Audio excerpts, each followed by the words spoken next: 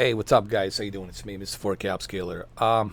Regarding the release of the Xbox Series X and S Microsoft Flight Simulator, July 27th, I think we have to be uh, reasonable and realistic that on the first day when this software gets released on a Game Pass, or if you choose to purchase a Premium Deluxe Edition, don't expect everything to be hunky dory.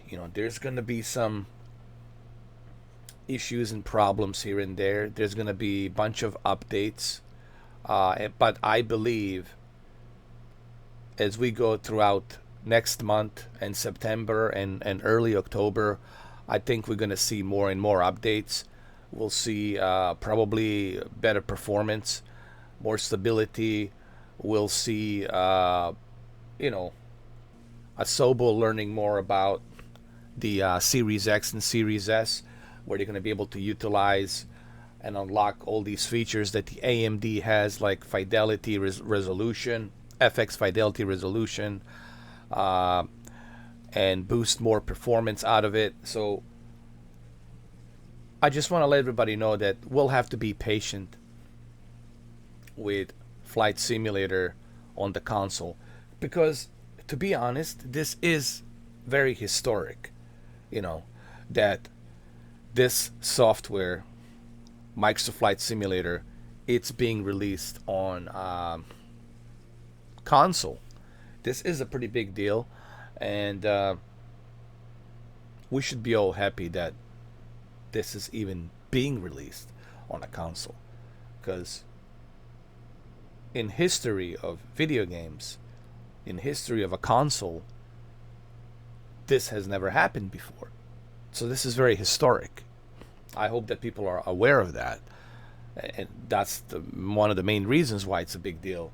And I'm appreciative that this is, you know, possible on a console, that you'll be able to enjoy something like this on a console, and that they're already making controllers compatible. Like Honeycomb is already on the board to bring these controllers. Turtle Beach is already on board to bring the controllers, and these compatible controllers will be able to use with Series X. So, the fact that you don't have to spend $3,000 on a PC. Now, granted, building a PC, it's a total different beast. There's so many things you can do with a PC if you have the money. You can build a cockpit, and you can enjoy, professional experience as a pilot, right? Let's say you're a retired pilot, and you got some money laying around from, all that, you know, uh, flying of your 40-year career or 30-year career, or of being a pilot, and you got savings and all that. Then, you can build a PC, you can build a cockpit, and jump on the VATSIM and start flying. So the PC, it's a PC, and I really don't like comparing a personal computer to a console, because they're two different things, guys. Personal computer is more than just a machine for gaming. A personal computer, it's a personal computer, and you can utilize that personal computer for whatever purpose you need. Okay, console is strictly for video games, for gaming. Okay, so, but the difference is, on a console you don't have to spend a ridiculous amount of money to build a gaming machine. On the PC, it's now more expensive than ever, So the whole point of this video is, I want to say that I'm grateful that we have this available, excuse me, for a very first time on a console. Okay, it's very historic, and I'm very appreciative. My whole point on the previous video I was trying to make is that I think it would be nice to have an option between fidelity and performance, just like Codemasters has done with Formula One, giving you fidelity, 4K native 60, and then performance 1440p, 120 FPS, if possible. That's all I was saying. You know, it doesn't mean that I'm not grateful that we have, you know, 4K 30. I'll be fine with that. I mean, look, I've flown on the PC 4K 30, and it didn't bother me, and you know, I'm okay with it. But I'm simply saying to the Asobo, if they do that update in the future, if we get that update in the future, where we can run this game on a 1440p 60 FPS performance mode, man, that's great, you know. But I'm grateful.